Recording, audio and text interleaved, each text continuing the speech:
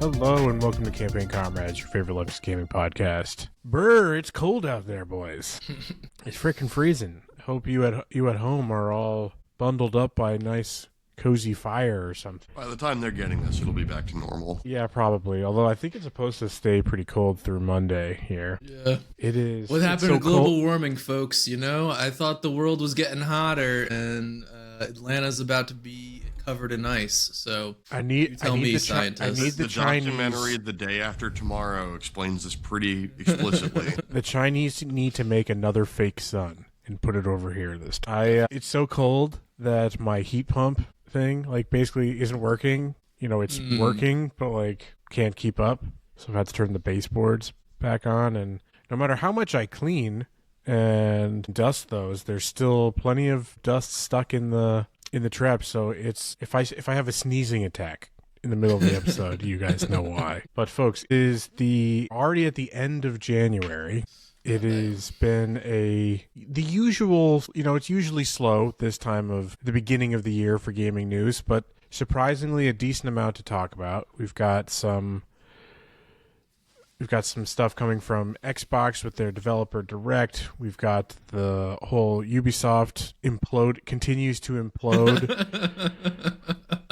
And, if you thought that 2025 was the year of AI, I think we're all in for a rude awakening as 2026 continues to develop, that this is going to be the year that AI it's going to explode in one way or the other, right? It's going to be just everywhere, inescapable, and, the enshittification will continue to the critical mass point, or the bubble is finally going to burst, and the world is going to go into a massive global recession because of it. But either way, the next 6 months, we are going to all have a breathing tube of AI put down our throats. We are entering the cool zone for sure, and that's. No, Grok told me it's fine. Okay, do we want to have that one be our first segue? I didn't even think about that. I just, Grok is my AI of choice that tells me how to live my life. And you making that your AI of choice tells me all I need to know about you, buddy. We've got our first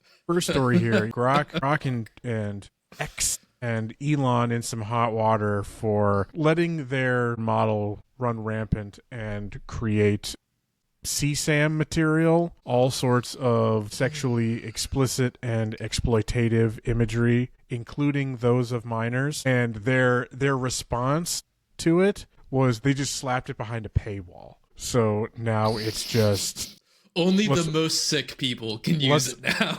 And let's profit off of it even more than we were before. And so the first real story was, as the headline here says, Epic Games CEO Tim Sweeney, he weighed in on the whole matter with politicians, looking to ban Twitter and Grok over these explicit images that people were creating. Not all politicians. I'm pretty sure we're talking about integrating Grok directly into the Pentagon. It's already been done. Contract signed. That was a big Pete Hegseth thing. Yep. But yeah, so he's calling those people gatekeepers, attempting to censor all political opponents, calling it crony capitalism. Yeah, that was my favorite, is crony capitalism. Dude, holy shit. What a crazy thing to say. What are you talking about? His quote here is, all major AIs have documented instances of going off the rails. All major AI companies make their best efforts to combat this. None are perfect. Politicians demanding gatekeepers selectively crush the one that's their political opponent's company is basic crony capitalism. What a hill to die on here. Patrick. God damn it. Digitally sexually assaulting women and children. That's protected speech, actually. Right. Patrick Klepek here has a great comeback. AI going off the guardrails is not the same as actively excusing content for pedophiles. Jesus Christ, dude. What are we doing here? Your priorities as someone in charge of a company that makes a video game catering to young people are completely off. Again, if you need any clarification on who you're dealing with here, just look at the headshot they grabbed here. Allegedly, all things alleged in here, but yeah, billionaire defending pedophiles, these are the same picture. This guy, like, does he have a humiliation kink too on top of all of this? What a idiot. Just why? I don't. He did try to like not really walk it back, but like kind of clarify it, and it just like it did him no favors. It didn't do anything good for him. But yeah, Tim Sweeney following our beautiful trend of our trend of beautiful billionaires making things worse for themselves and seeing no repercussions from it though. Yeah, I mean, well, it's when the president is a narcissistic pedophile himself, maybe it's advantageous to appeal to that side of him. I mean, it won't have any effect because, Fortnite will just keep doing collaborations that'll keep making it money. Those collaborations, they're doing one with The Office, and it's like, why? Who's even interested in these things? Why? Who's buying this? I mean, well, the people who are buying it who buy things in Fortnite are either, Zoomer or Gen Alpha kids who don't know any of that and are just buying random stuff, who are buying the steal a brain rot stuff, who are doing the... Did you guys see that story? I didn't plug that in here. Like, Fortnite did a thing where for at least a period of time, the first, year or something, that V-Buck transactions made on creator islands, all those proceeds go to the creator. So the creator of the viral thing, the steal a brain rot thing, which is like one of the most played things there, just put a casino wheel on it and making people like $1 a spin for just random benefits, and that immediately got taken down. So yes, like they give them the power, and it immediately turns to serving gambling to children. Great stuff. We love the moderation team over at Epic. They're doing good stuff. Story I had intended to start off with is the more like actual implication on AI and gaming, in the one that was actually earlier in the month. So this is a callback to an early story in the year. Is PlayStation has filed for a patent for an AI assistant in game that can play your game for you. Our chat conversation about this was, I think, the best. Like, I posted this, Andrew goes, going to become a get good chud real quick, and Matt just responded with the always have been. That's how I feel, though. That absolutely sums up how I feel about this. Creating an AI ghost who can show you how to do it or do it for you. Do we prefer that to the unskippable character telling you how to solve the puzzle within 2 seconds of finding it? Do we like this? Or do we like Atreus? That into a setting that you can shut off in most of the games usually. Way after launch. Which is when you should be playing the game. Okay, but I'm not, because the game shouldn't be in its finished state at launch. Yeah, I'm not in favor of either. This is truly a red pill moment for me, where gamers are soft. If this is truly something they need, you need to steel yourself and either beat it through power of will or accept you're a little baby back bitch in that moment and walk away. I'm sorry. That's what gaming teaches you. Sometimes it teaches you you're just not good enough and you need to work harder. And that's taking this away. You need to learn you have your own limitations, right? That's not a bad thing. Dealing with and learning how to deal with that kind of frustration is a healthy life lesson. Exactly.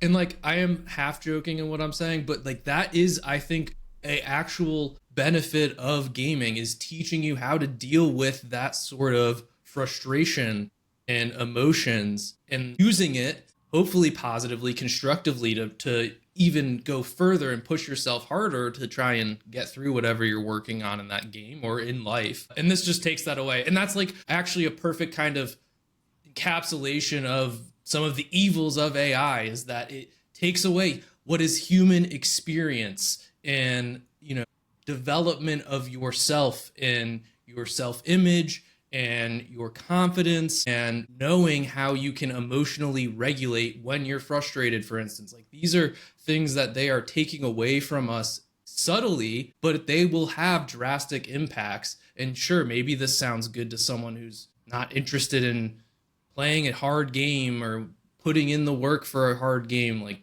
beating Millennia or something like that, whatever. But it is so antithetical to why you would even participate in any of these experiences. There is a fine line to walk in the larger conversation of accessibility versus that kind of flattening experience that you're kind of describing, right? Yeah. The idea that making a game for everybody means it's an experience that is largely meaningless to everybody. Not everything needs to be for everybody. Things shouldn't be designed to be exclusionary. That's the side of accessibility that should be available. But to make something to go to the lowest common denominator robs us of what is worthwhile.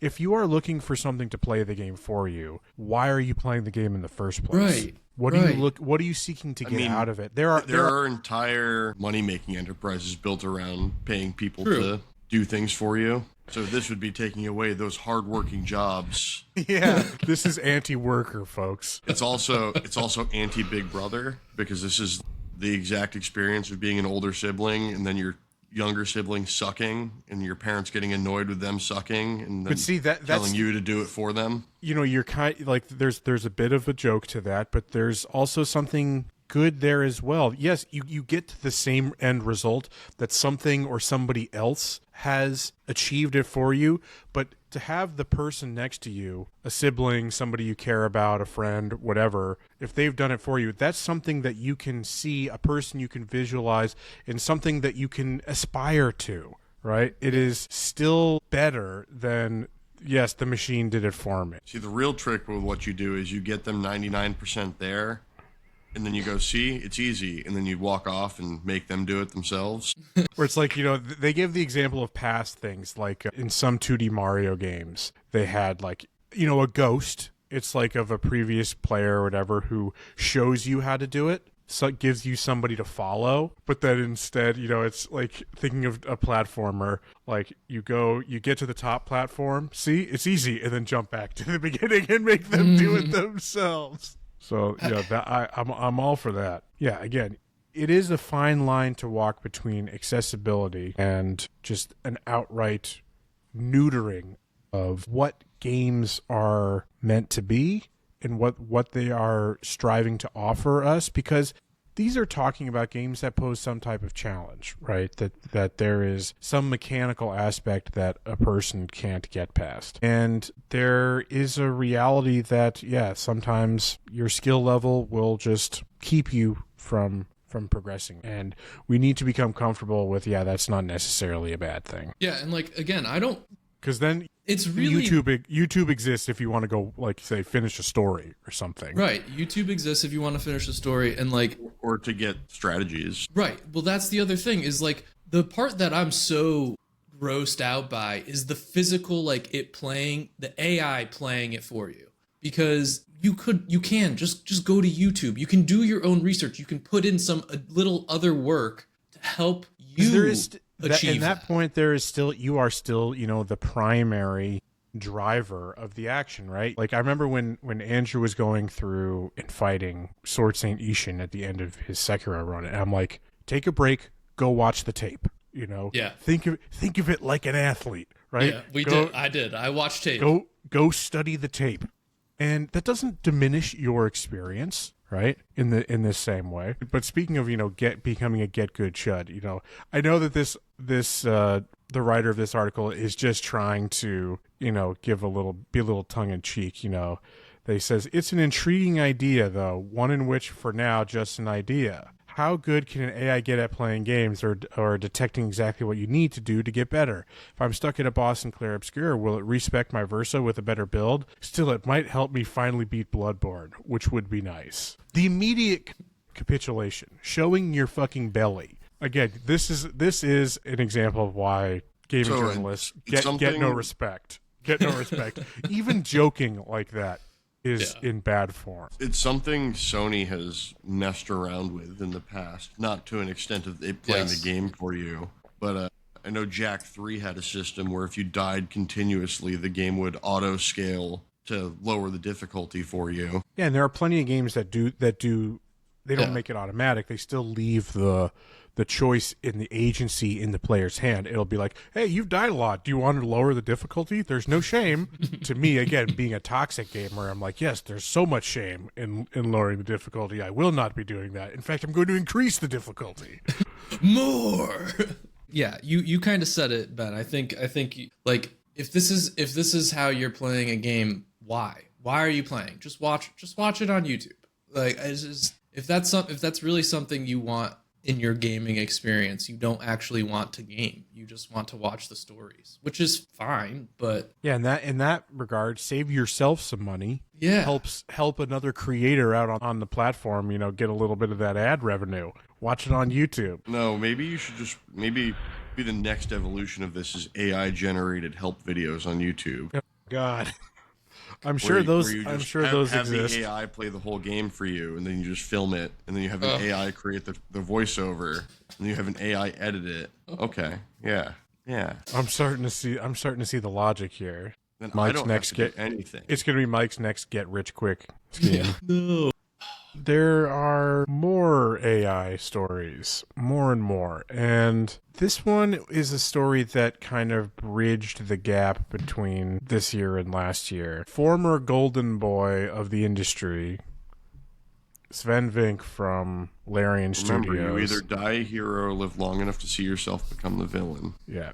He's had his Jonkler moment and is embracing AI. There was it was the interview with Jason Schreier at Bloomberg that Matt and I discussed this when we were hanging out before the new year. That yes, Sven does not look great. The further transcripts that Jason Schreier released made Sven look less great, but still there were issues with some bad journalism on Jason's part. And then him feigning kind of ignorance around the issue that really pissed people off, and I think rightly so. I think both parties are due criticism for that article.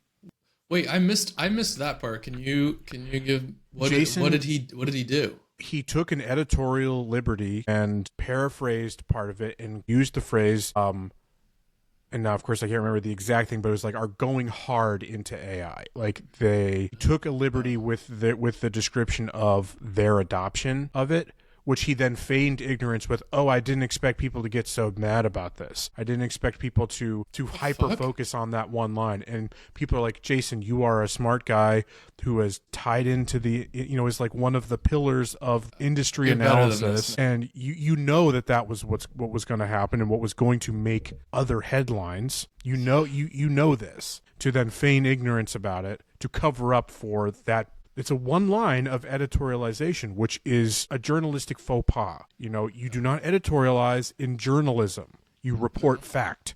Editorials are for the opinion section. There is a clean dividing line between those two elements of news coverage. And he crossed that line, which again is just bad journalism, and didn't own up to it. So that was bad. However, what he released, again, that was not a phrase that Sven used. That he was essentially misquoted in that regard, misrepresented, but he still looks bad in it, right? People have described it the best is that he comes across as somebody who has been scammed and doesn't want to admit that they've been scammed. Because in the original article, he describes how we've been exploring its uses and have found that it basically does nothing for our productivity, but we're still using it anyways.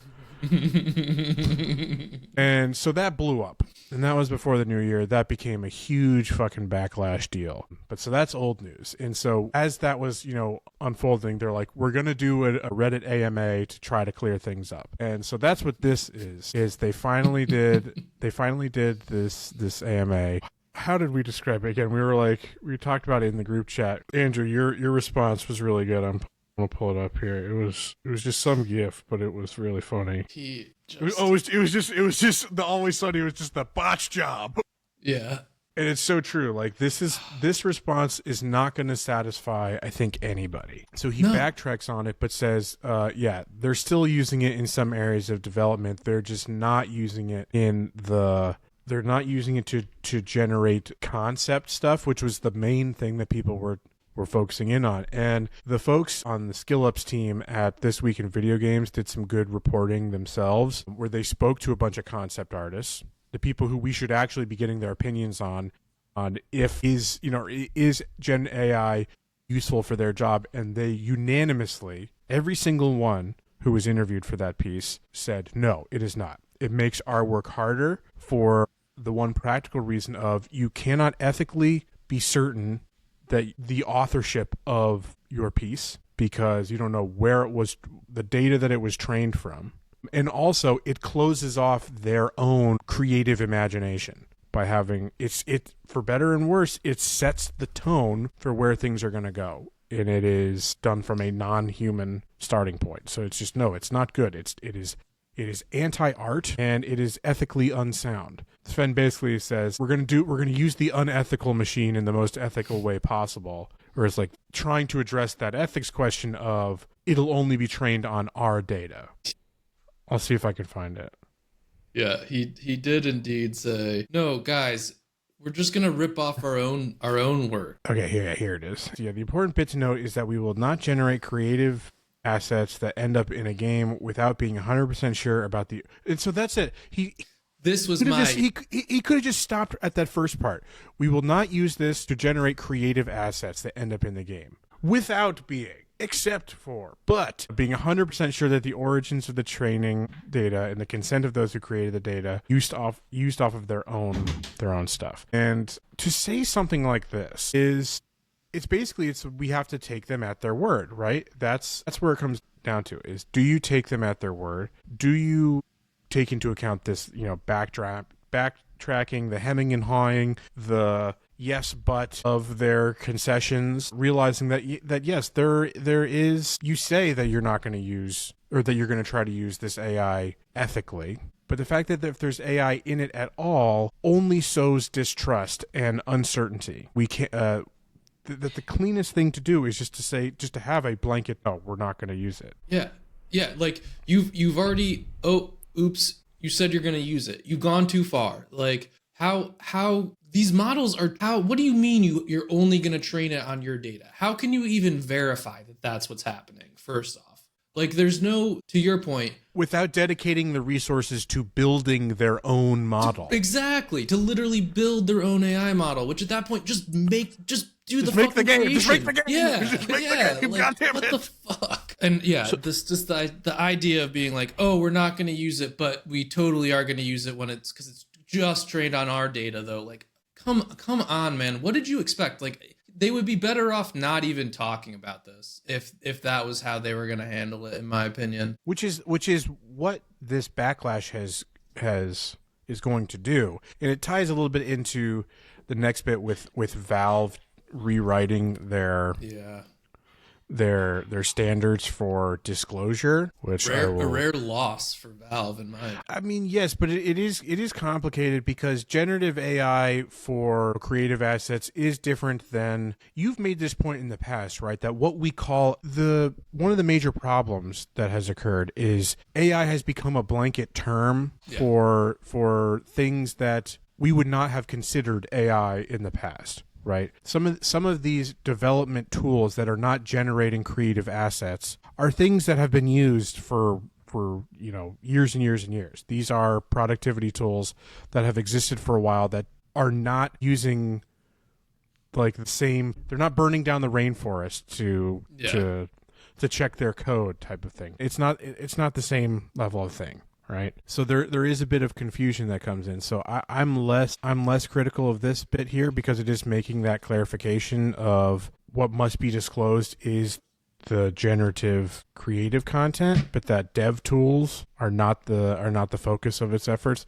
I mean, Matt, as the more technologically oriented one of us, how can we more clearly define the difference between, generative AI and these AI powered dev tools that they describe? It's really you just call it what it is, because a generative AI is going to be something that's generating based off of data, whereas most dev tools that require AI are generally, being used for masking or something like that, taking something away. Pretty much every phone you buy nowadays is going to have some form of AI masking tool in your picture settings that you can go through and wipe stuff out. Yeah, I mean, My thing is really, I think that the line is it an LLM or not? If it's on an LLM infrastructure, fuck out of here. Which is just a plagiarism machine. Right, which is the large language models that generative AI is based and built off of. Like if you're using LLM models, you should disclose it.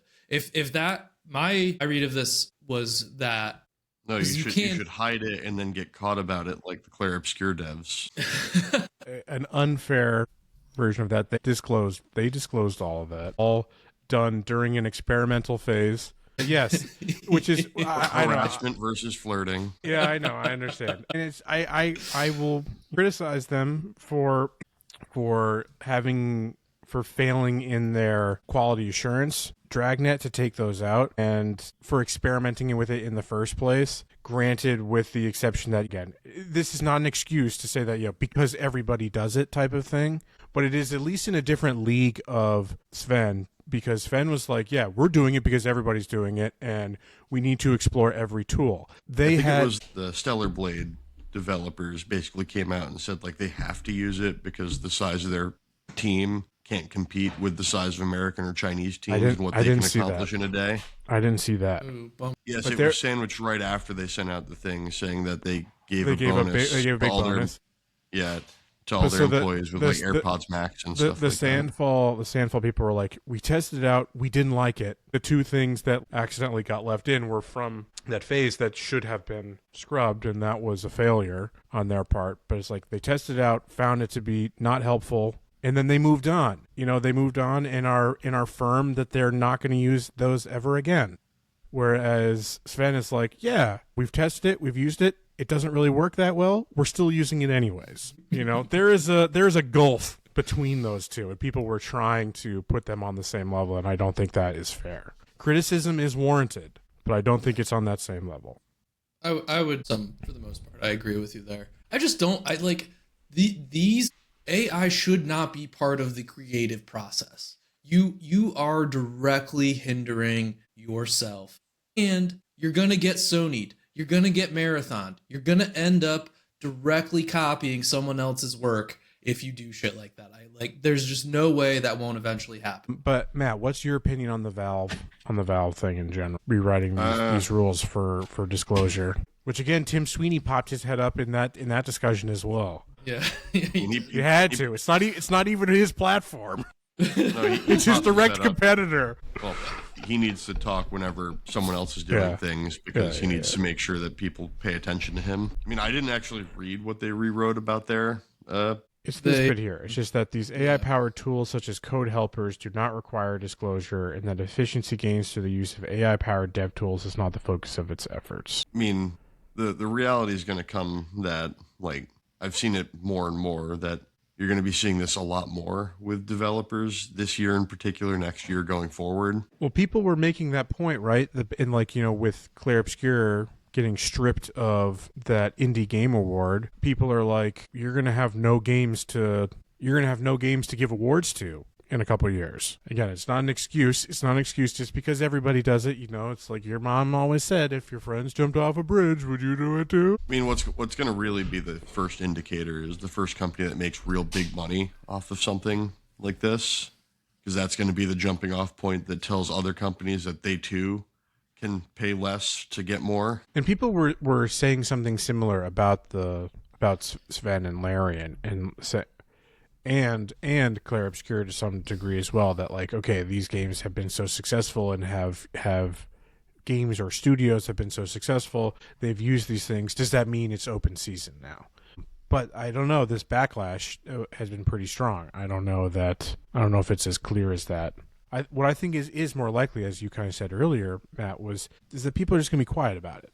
You know, they're going to use it and they're just not going to say anything. And it is gonna take people much more skilled than I am to be able to, you know, the only thing that I can always tell an AI video on fucking Instagram Reels when I see it, and images, you know, you look for the extra finger, But see, things like that, though, like artifacts like that are only going to get harder to find because the longer you go, the more they're going to work their way out. It's like, who remembers how bad the AI videos were 3 years ago when they would try to eat spaghetti? yeah, Will Smith eating spaghetti. There is a degree where it dips into the uncanny valley and you can just kind of clock it immediately. But what about when it doesn't? What about when it stops getting there? It's still soulless. Like, I don't. It's still bad. It's still bad. There are implications that you will never be able to get over, such as the environmental impact. Or because of like the government tweeting out literally AI altered imagery to boost their own propaganda fascist narrative. Like, that shit is poison. It needs to be killed. That the memes will continue. Yeah, well, in terms of the artistry of the whole thing, I am looking at the larger picture, and I am not a trained artist in any way. I don't know things about like composition theory and stuff like that AI will do poorly. But you can, when you see it, type of thing, like porn, folks. You know it when you see it. You can see when the human soul is being reflected in it, and to use AI at a large scale will just kind of rob any artistic piece of that quality. In a lot of ways, it is ineffable, right? You can't exactly point to, and particularly for us, again, untrained people, but it's like you know it when you see it, and you know that it's empty. I was listening to a podcast where one of the hosts' brother-in-laws works for Microsoft's AI department. And he was talking about how over the holiday he went to pick him up from the airport and they were having a discussion about AI and how his brother-in-law working in it very high and trying to push the idea. And he was talking about like, wouldn't it be cool if like you open Netflix and you just say what I want to watch and then it generates the movie right away and it makes exactly what you want. Or you open up your game console and you say, I want to play an action game with a male protagonist who does X, Y, and Z and it makes the game right there for you. And he was sitting there like, no, I don't want to. Oh my God. If that is appealing to you, you are a smooth brain imbecile and you don't deserve anything nice. That is not the point of any consumption of media. It's not to make you, God damn it. It's not a fantasy of like, oh, let me see Jessica Alba and Thor kiss. Like, what the fuck are we talking about? I do that with my action figures in the dark of my room.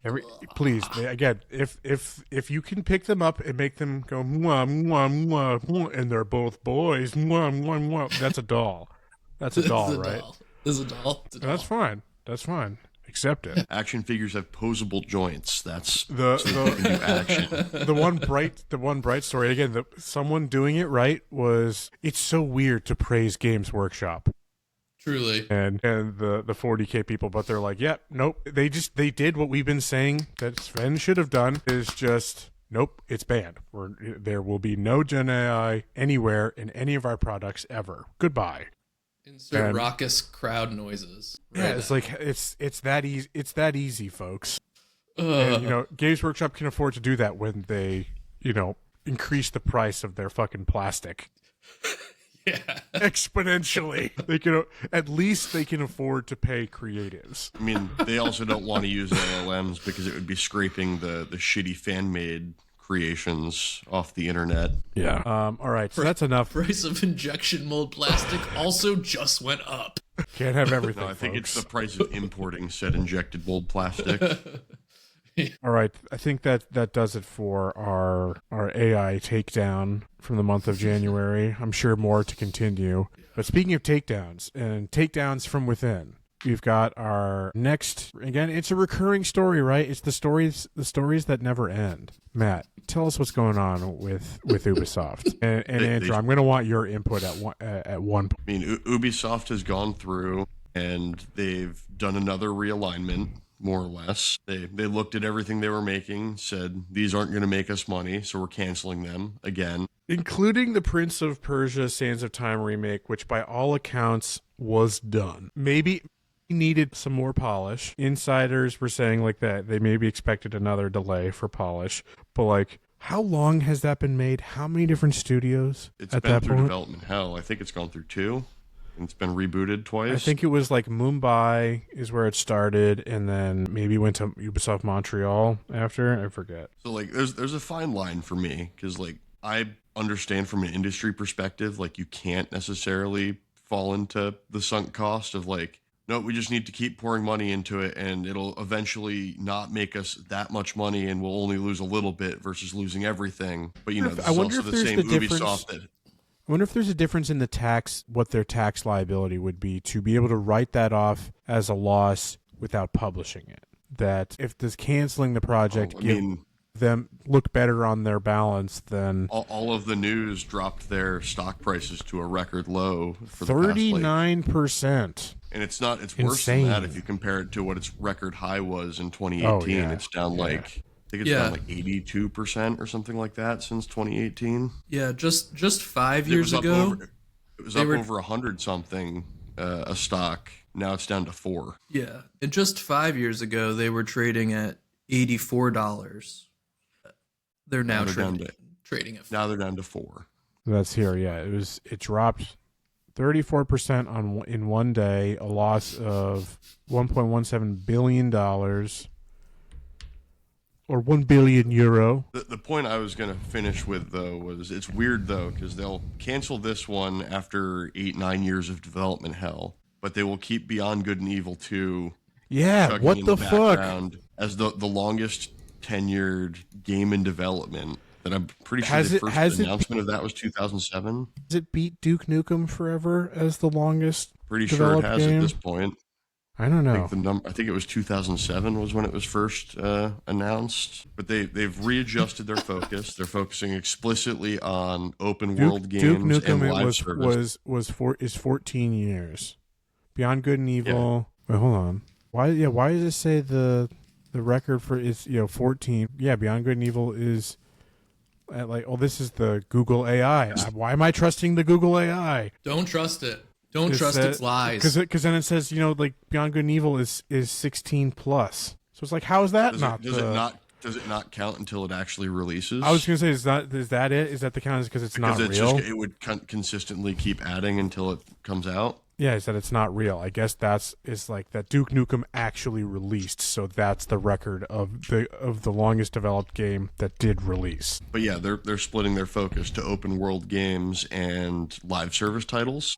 It's more than that. It's more than that too. There's like they're doing the Square Enix thing, right? Where they've made the creative business unit, whatever things. They've got they split into five houses more or less. And yeah, one split.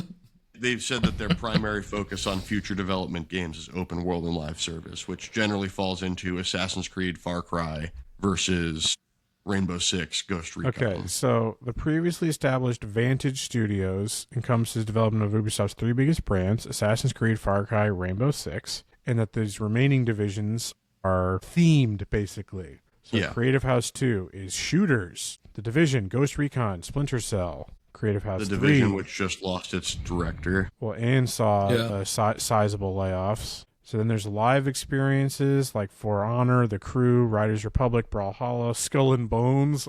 Lol. That's Creative House 3. 4 is the narrative-driven and fantasy-oriented series. Yeah, which they still include Prince of Persia in. Prince of Persia Beyond. That's where Beyond Good and Evil popped up.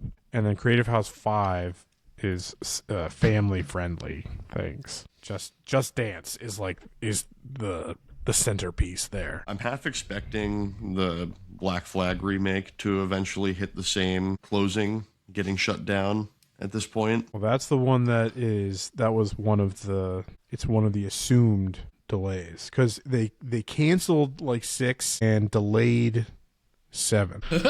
Oops. But yeah, Beyond Good and Evil is still alive. That's just insane. But yeah, so they closed studios, including Ubisoft Stockholm, which was a co-dev on Frontiers of Pandora, which again has just hit record numbers and sales thanks to the movie and the good Fire and Ashes DLC, which, folks, you can check our last episode where I talked about playing that and thought it was pretty damn good. But yeah, Massive Entertainment, the core studio behind that, again, just got hit with layoffs. I mean, if you noticed in all of their realignments, there was no mention of their tie-ins anymore. There's no Star Wars, there's no Avatar, they likely can't afford the licensing requirement anymore. Yeah, no, they're focusing on that their core IP.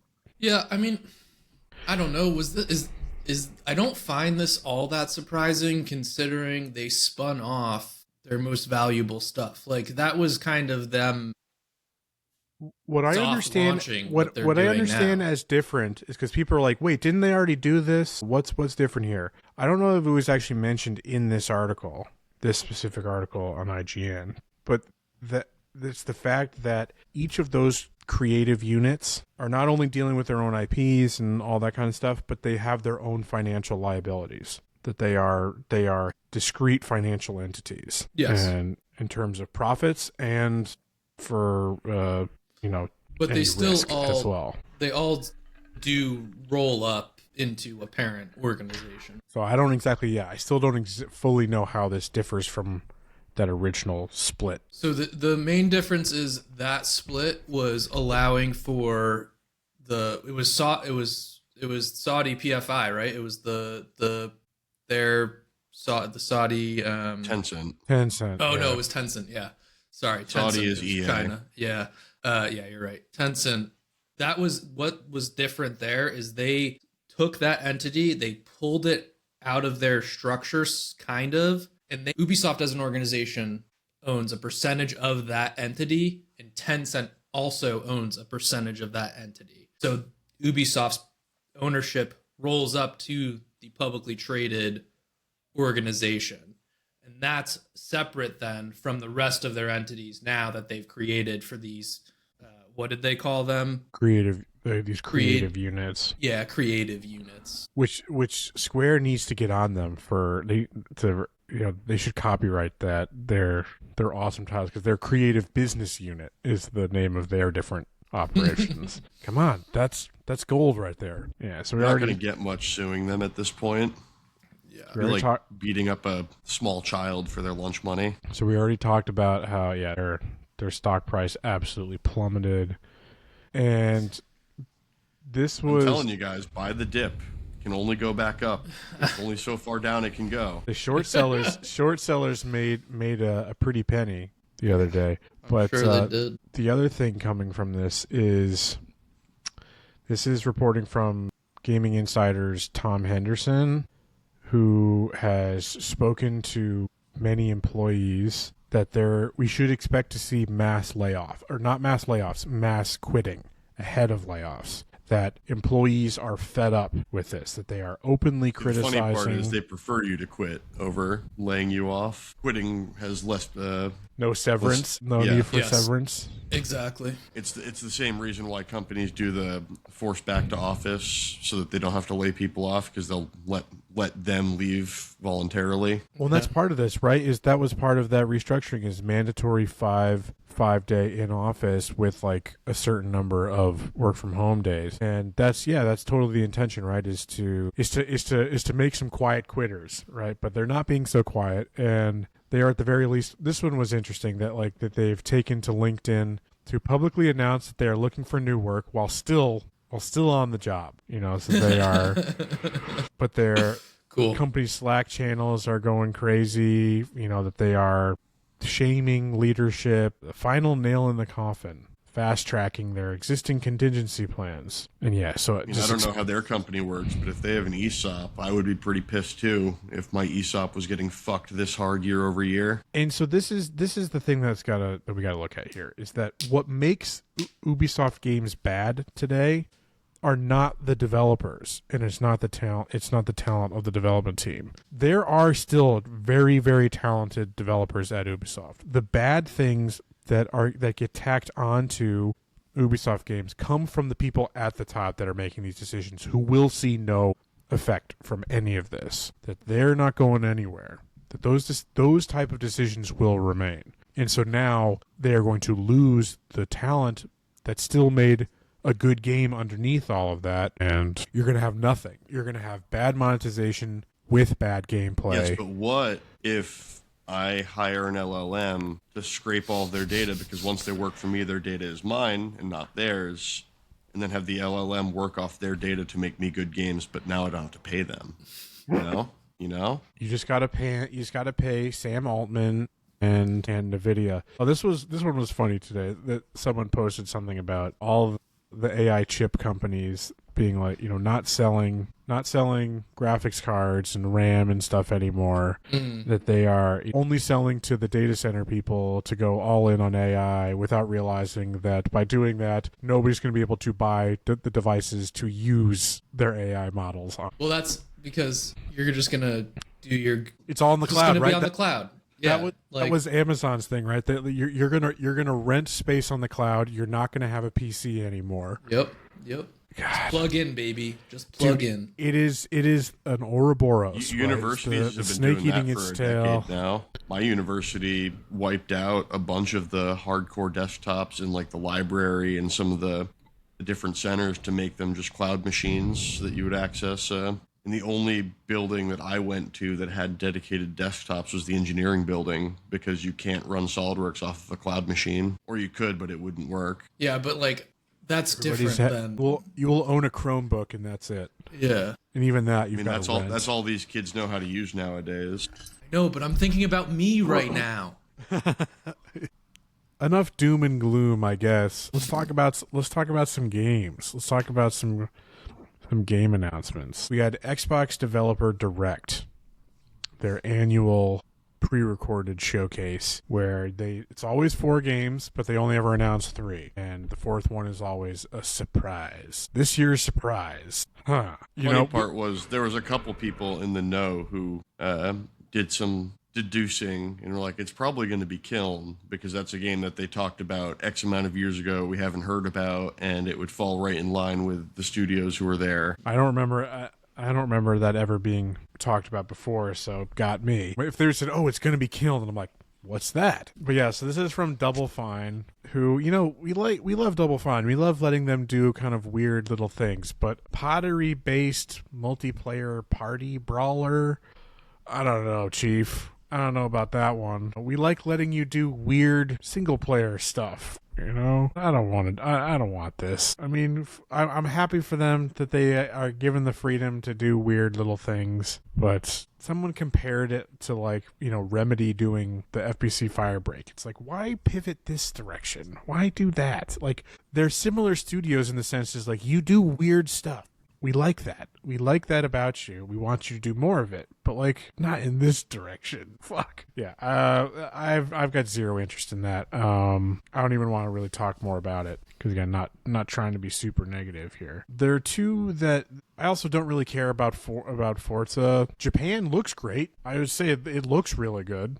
From a visual point of view, that looks really, really, really good. But this is not. Also not for me, but happy for those who celebrate type of thing. The other 2 that were shown are ones that I'm really interested in. And do you guys want to do Fable or Beast of Reincarnation first? Maybe Beast of Reincarnation because there's maybe not as much to talk about. Agreed. I am interested though. So we got a bigger deep dive from Game Freak, which folks, did you know that this is Game Freak, that they made Pokemon? They said it 10 fucking times, once per minute of their segment. So yeah, this was first shown at Summer Game Fest? I don't know if it was Summer Game Fest or Gamescom. I think it was Summer Games Fest. And yeah, the Pokemon people are making a Near Souls Final Fantasy-esque game, and I will say it was the case for this and Fable that the performance looked very bad. I don't know if it was just YouTube compression of the stream or if it's just because it looks kind of blurry, there's some hitching, unstable frame rates, not so sure. But hopefully they've got enough time to cook on those elements, but I don't know, what were you gonna say? I feel like these are always look janky for the most part. I don't generally hold that against the game. Because I just can't. I don't think it's the game's fault here. I do think it's the format. I always feel like these showcase videos just never really look all that good when they show the game. I feel like we're gonna have there's gonna be some serious issues with the foliage and stuff. It's gonna be a big performance drain. That it being so environmental focused as its kind of core element, that there's a lot of vegetation, a lot of that kind of stuff, and that puts a lot of rendering load to do effective shadowing and lighting in general. So I know the Digital Foundry boys are going to have a heyday when this comes out, and they're going to be looking at all that. But I was most excited to see and a look at the combat, like ahead of really all that. I'm like, yeah, this looks interesting. I'm definitely more interested in it because it's Game Freak, to see them doing something so radically different from what I know of them. Like if this was anybody other than Game Freak, I would be like, okay, this looks whatever, like a kind of Souls-like thing, but with some near elements that interested enough, but like gotta kind of wait and see. But what they showed with combat has actually really piqued my interest. As a Final Fantasy VII Remake enjoyer, I want to see if I can get to the point. As you see at the bottom of that bar there, she's building up a skill bar type thing through attacks and parries and all of that. And they described the game out in like its Steam page as like a 1-player, 1-dog action game. So you've got your companion character here, which they gave focus to, and so that's actually what you're powering up, is your dog.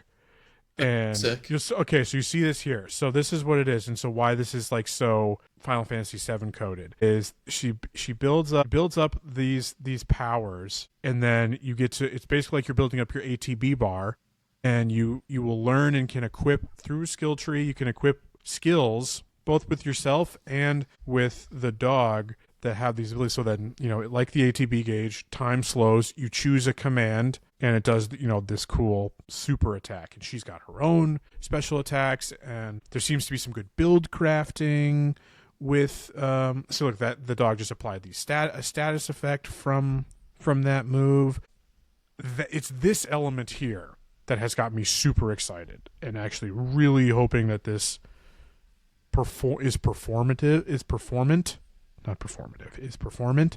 because if so, I think this could be really fun. I think this could be a really fun combat style. Matt, as another Final Fantasy VII enjoyer, what was your thought on seeing the combat? I mean, yeah, it's got real time with pause action combat. I'm not super with slow down. Calling it real time with pause just it immediately initiates my fight or flight response. I mean, that's what it is. It's not though. It's with slowdown. It's real time with slowdown. No, I'm being pedantic. So, yeah. So what's got your hesitation? I just don't trust that it'll run well enough to be worthwhile playing. I think that's absolutely a fair concern. There is, from what we've seen and what Game Freak has produced with fucking Pokemon, Pokemon Scarlet and Violet. Well, it's beyond just that. It's also, if they're making this, it has to also play on Series S, and you've got to have. You got to lower your expectations. That's an interesting one. This is at the Xbox Developer Showcase. I don't know that it's not like Game Freak is an Xbox first-party studio, right? They maybe have why this is here. Maybe it's a marketing deal, or maybe they are doing some of the publishing. I haven't looked into that level of detail, but I know in a post Baldur's Gate 3 world, they have been less demanding of that parity, of the parity between X and S. But you're good to call that out. That's not something I had considered, though. That if that requirement is in place, yeah, that's going to be an issue. I also just have my misgivings where it feels like any hype I read about this is like semi-rooted in Nintendo grifting, where it's like, look what Game Freak does without Nintendo. It's like, well, it's not really. It's the Pokemon company that's more of the problem than Nintendo. It's not like Nintendo actively makes like Breath of the Wild be a bad game, or Mario Odyssey or Xenoblade. There's one consistency with Game Freak, and that's the Pokemon company, and the need to have a Pokemon game come out every year, because if they don't, then they don't have something to sell more toys with. And then they don't have and only giving them $13 million as well for what will be like the highest selling game on the system that year. Well, yeah. What was the end of year sales numbers? I think Legends Arceus, or not Arceus, Zaza Z to A was in the top 20 best selling games of the year as a Nintendo Switch. It always will be. But yeah, made on a budget of $13 million. which exclusive games can sneak into the multi-platform game list. I'm hopeful that they've just like built up enough of a war chest, Game Freak on their own, to put this. They've been developing it for 6 years, so it's been a. But you could see in all their eyes as the developers were talking, the passion that they have for it. It's like, yes, we get to do something else. Finally, not programming Pokemon moves. I mean, they've done other games in the past. I know they had a Switch game at the beginning of the Switch life cycle before they did Pokemon on it, Little Town Hero. So I'm choosing to be optimistic with several caveats that I think you are 100% right to bring up. That and that's, again, from what I saw at this showcase, from the two things that interested me, performance is highly questionable on all of it. Things did not look ready at this point, and I do hope because that was at the January showcase. That I don't remember if it had a date this year or not, but none of them had. It's coming out this year. Only Forza has a dead date. Only Forza has a Fable date. has a time frame. And same with Beast of Reincarnation. Beast of Reincarnation was summer 2026, and Fable is autumn 2026.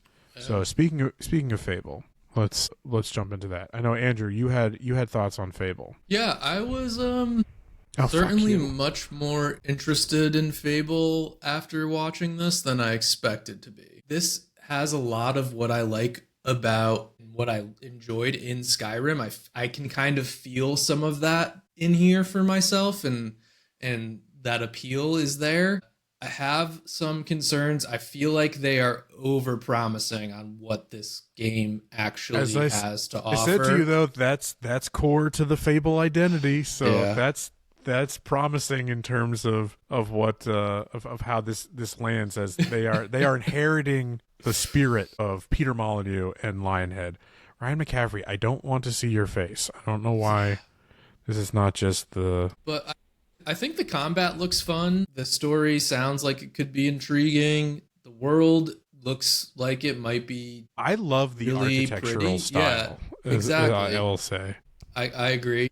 That's where it most retains the fairy tale aspect of the original series. People this is a pretty historic series for the genre, and I never have experienced any of it, so just that adds to my interest a little bit. So this will be day and date on PS5. The only one that wasn't is Forza, which will be at a later date. Yeah, okay, IGN. This is just repeating most of it. Oh, I guess not. There's a little bit. Yeah, so it's showing a little bit more of the kind of social sim stuff. Can run businesses. You can become a landlord and evict people. And so people were fans of the series are dismayed to see that some of the flattening of its decision and morality systems. Like the big one for people is that there's no longer going to be the. God damn it, Ryan McCaffrey. That there's no longer going to be the bits where, depending on your actions, your physical attributes will change over time to the extreme ends of you'll grow devil horns or a halo.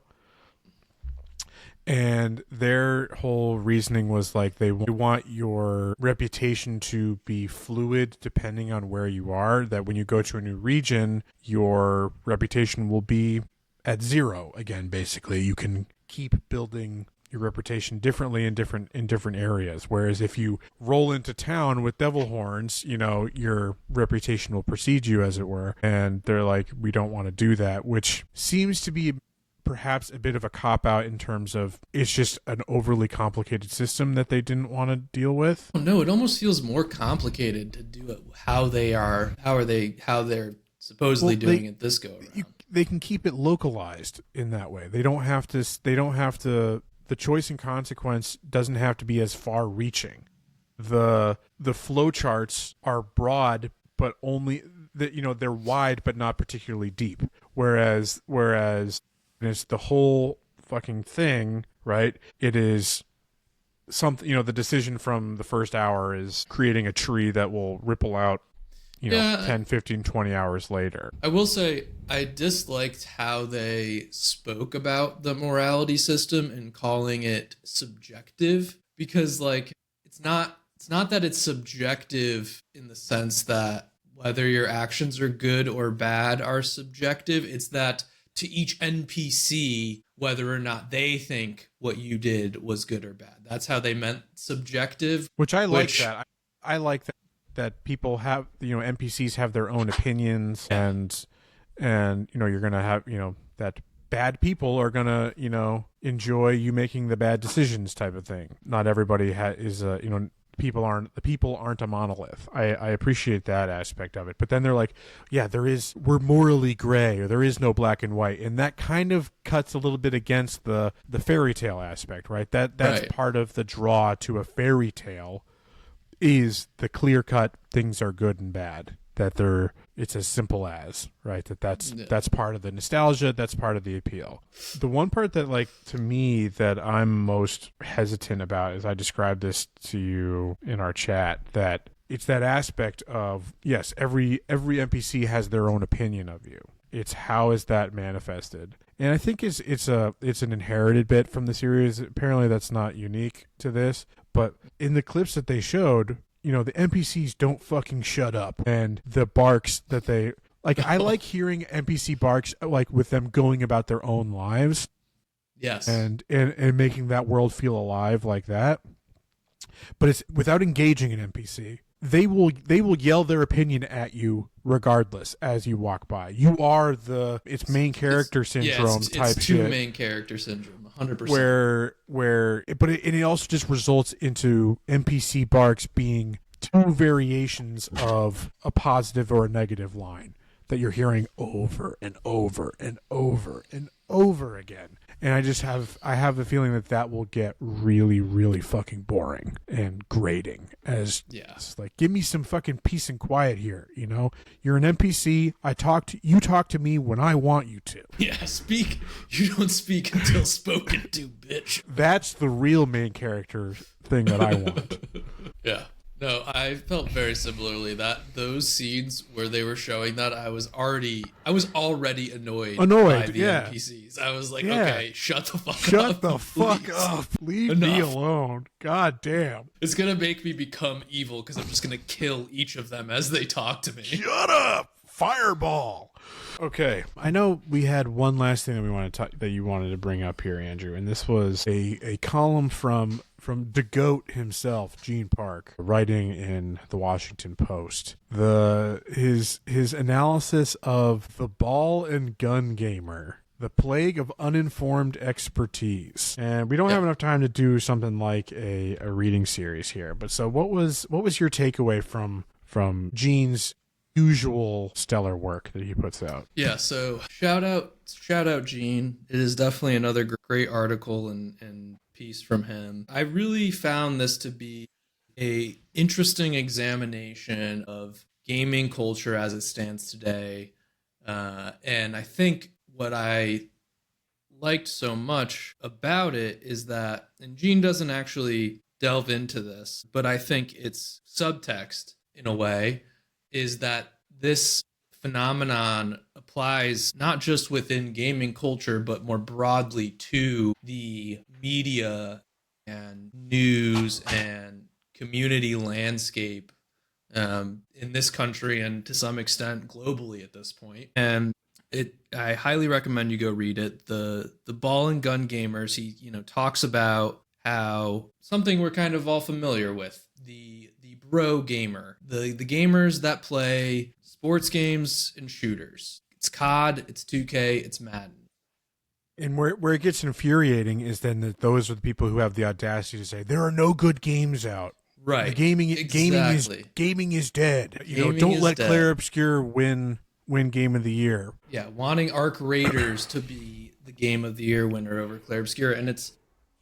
Did you see that Shroud himself, the one reference there, had a little bit of a redemption moment, is that he actually did go and play Claire Obscure and was like, okay, yeah, it's pretty good. No, I hadn't seen that, but good, because it is. But I just think this is an interesting phenomenon that I think personally has largely been driven by social media, where it no longer matters if you know what you are talking about, if you can be the loudest in the room.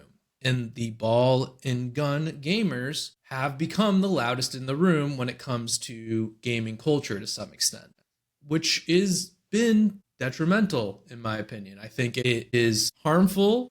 I think, I'm for free speech. I've gotten to the point though, I'm not going to lie. I think we do need to do a little bit of gatekeeping. You shouldn't, if you don't know what you're fucking talking about, you probably shouldn't be able to shout about it online and make a whole bunch of other people not know what the fuck they're talking about. It's not healthy. No, I disagree. I like pretending to be a lawyer and giving legal advice on Reddit. Yeah, but like, oh my God, literally like our country is run by these people at this point in time right now, where they don't know what the fuck they're talking about. They've just been loud about being wrong, and we're all getting fucked over because of it. There's other things, but that's part of it, and I think social media has been a big driving force of that. Shouts out RFK, folks. Yeah, dude, like exactly. But this He's a quote here was perfect good. dichotomy. So like, there's nothing wrong. There's nothing wrong with playing ball and gun games. And you say the issue becomes when every year around Game Awards they start to moan, what is the game of the year? What games should be nominated? They want to be involved in the conversation of what's going on, which is admirable. That's what we like about games, right? Is why games are a unique art form is the community that they generate. And it is admirable to want to be part of that. It speaks to, again, the human sociability. They want to be involved in the conversation, but they didn't study for the test. Yeah. They didn't study.